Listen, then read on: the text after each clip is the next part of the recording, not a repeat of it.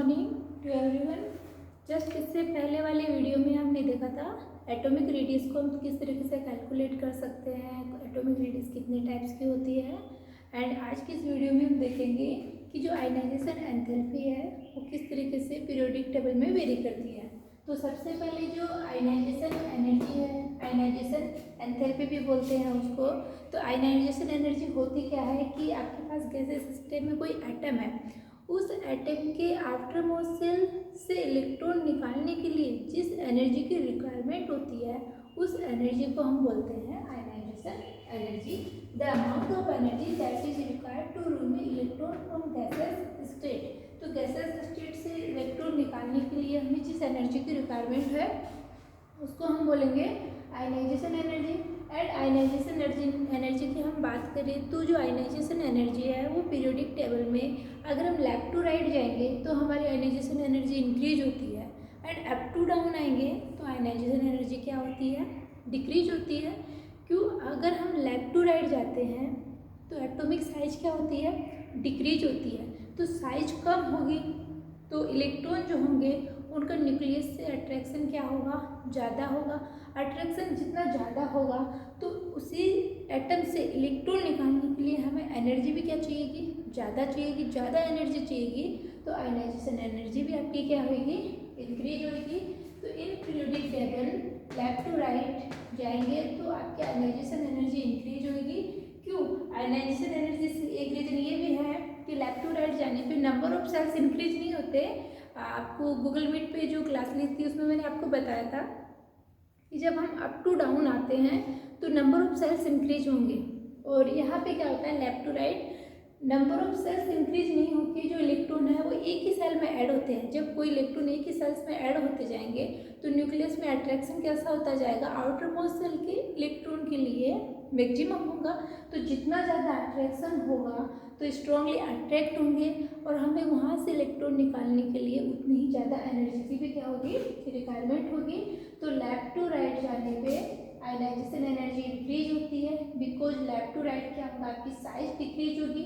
जो साइज है वो आयनाइजेशन एनर्जी के इन्वर्सली प्रोपोर्शनल है। जैसे हमारे पास कोई मेटल है, सिंपल मैंने मेटल लिया है और इस मेटल से मैंने एक इलेक्ट्रॉन रिमूव किया है। तो यहाँ पे देखिए 1 इलेक्ट्रॉन रिमूव किया, तो यहाँ पे फर्स्ट इलेक्ट्रॉन निकालने के लिए हमने जो एनर्जी दी है उसको हम बोलेंगे फर्स्ट आयनाइजेशन एनर्जी, और इसको मैंने इंडिकेट किया आयनाइजेशन एनर्जी फर्स्ट। अब यही मेटल है, इससे आपने एक इलेक्ट्रॉन ऑलरेडी निकाल लिया है।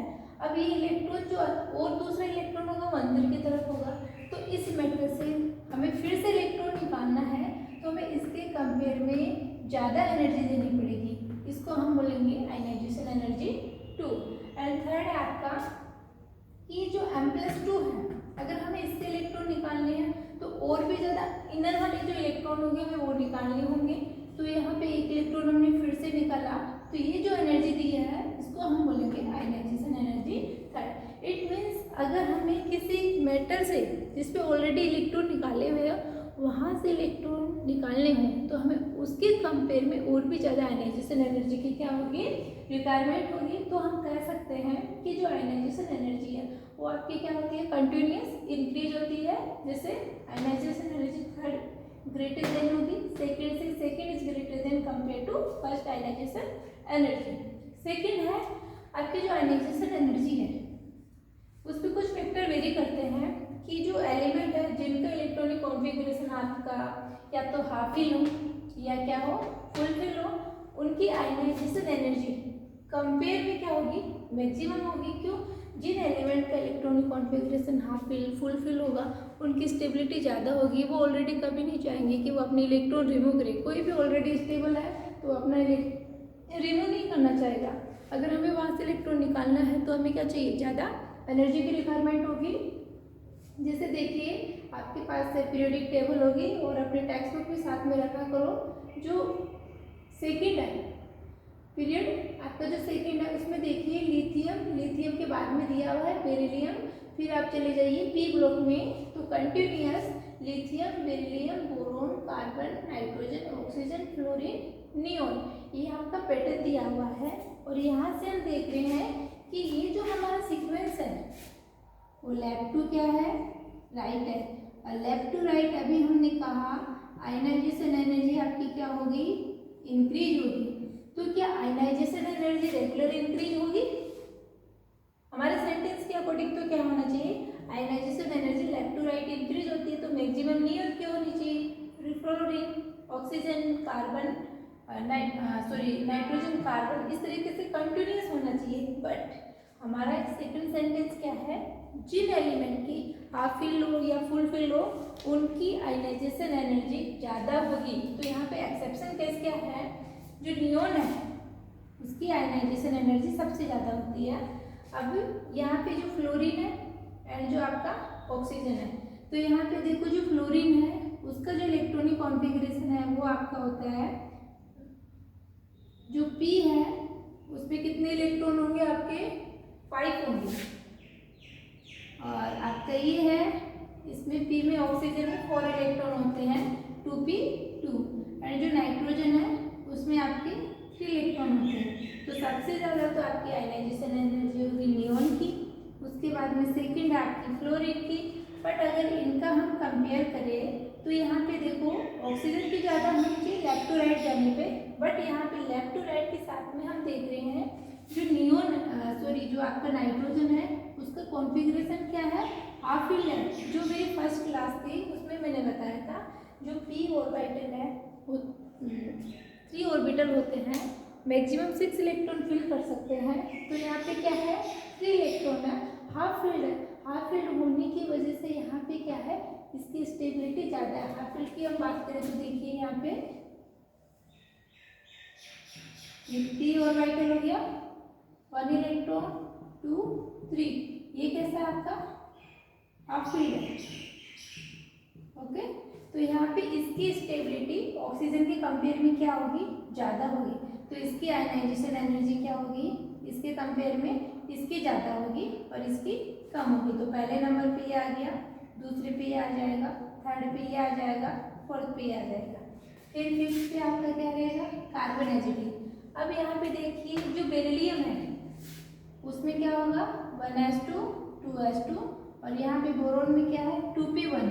बोरोन लेफ्ट टू राइट जाने पे फर्स्ट आना चाहिए, बट यहाँ पे बेरिलियम का कॉन्फ़िगरेशन कैसा है, फुल फिल है। फुल फिल की स्टेबिलिटी क्या होती है, ज़्यादा होगी तो 6 पे ये आएगा, 7 पे क्या आएगा आपका बोरोन आएगा, और लास्ट में आपका क्या आएगा, लिथियम आएगा। इस तरीके से आप क्या कर सकते हो, आयनाइजेशन एनर्जी का ऑर्डर आप याद कर सकते हो। इसमें भी अगर हम देखें तो इसकी ज़्यादा होगी, फिर यहाँ पे चेंज किस में आएगा, इसमें, और यहाँ पे किस में आएगा आपका, सोडियम के बाद में आपका मैग्नीशियम। तो यहाँ पे किस में आएगा, इन दोनों में वेरिएशन आएगा। तो यहाँ पे अगर हम बात करें इसकी ज़्यादा होगी, जो फॉस्फोरस है उसकी जो आयनाइजेशन एनर्जी है, कौन सी वाली, फर्स्ट वाली, फर्स्ट फॉस्फोरस की आयनाइजेशन एनर्जी सल्फर से क्या होगी, ज़्यादा होगी। ऐसे यहाँ पे जो मैग्नीशियम है उसकी जो आयनाइजेशन एनर्जी है वो एल्यूमिनियम से क्या होगी, ज़्यादा होगी। ये है आपका आयनाइजेशन एनर्जी। जैसे सपोज करो मैंने आपको क्वेश्चन दिया,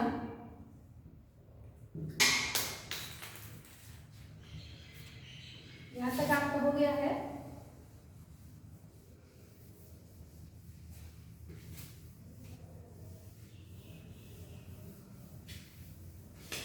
जैसे एक सिंपल क्वेश्चन हम करते हैं,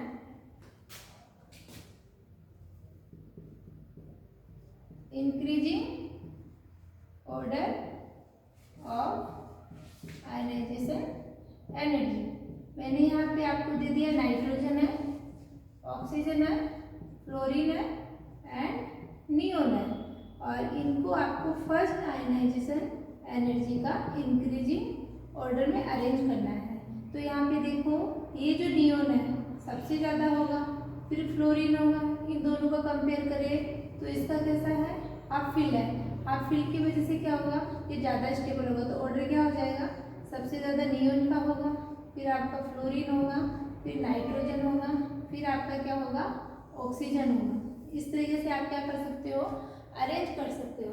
ऐसे ही साथ के साथ आप देखते जाइए जो आयनाइजेशन एनर्जी है वो क्या है, अप टू डाउन डिक्रीज हो रही है, ज़्यादा एनर्जी की रिक्वायरमेंट नहीं है। क्यों? अप टू डाउन जब हम जाएंगे साइज इंक्रीज होगा, साइज क्या बढ़ जाएगा आपका? बढ़ जाएगा। साइज बढ़ेगा तो इलेक्ट्रॉन को रिमूव करना क्या होगा? इजी होगा। तो क्या होगी? Less energy is required. Left to right जाएंगे तो साइज कम होती है। क्यों? इलेक्ट्रॉन एक ही सेल में ऐड होते हैं। अगर हम अप टू डाउन आएंगे तो साइज क्या होगी? बढ़ेगी। नंबर ऑफ इलेक्ट्रॉन एक ही सेल में ऐड नहीं होती, नंबर ऑफ सेल्स ऐड होती है, तो साइज बढ़ेगी। अगर कोई चीज़ बड़ी है, साइज ज़्यादा है, अगर आपको वहाँ से कुछ रिमूव करना है तो क्या करोगे? आपको बहुत कम एनर्जी देनी होगी, इजीली इलेक्ट्रॉन वहाँ से निकल जाएगा।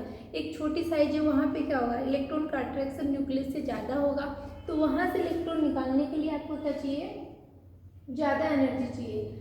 अगर हम बात करें आयनाइजेशन एनर्जी की पीरियोडिक टेबल में, तो पीरियोडिक टेबल में जो आपका ग्रुप 18 है तो उनकी जो आयनाइजेशन एनर्जी है वो सबसे ज़्यादा होगी। क्यों? ग्रुप 18 में सभी का इलेक्ट्रॉनिक कॉन्फ़िगरेशन कैसा है? फुलफिल है। जैसे नियोन है, आर्गन है, क्रिप्टॉन है, जीनोन है, वो जनरली अपने इलेक्ट्रॉन रिमूव नहीं करते हैं। तो पीरियोडिक टेबल में मैक्सिमम आयनाइजेशन एनर्जी किसकी होगी? ग्रुप 18 की होगी।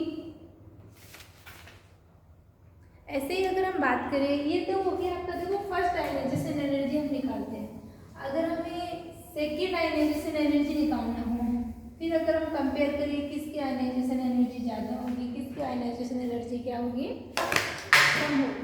जैसे हमारे पास क्रोमियम है और आपके पास है Mn है, इनको आपको ionisation energy first, ionisation energy second में अरेंज करना है।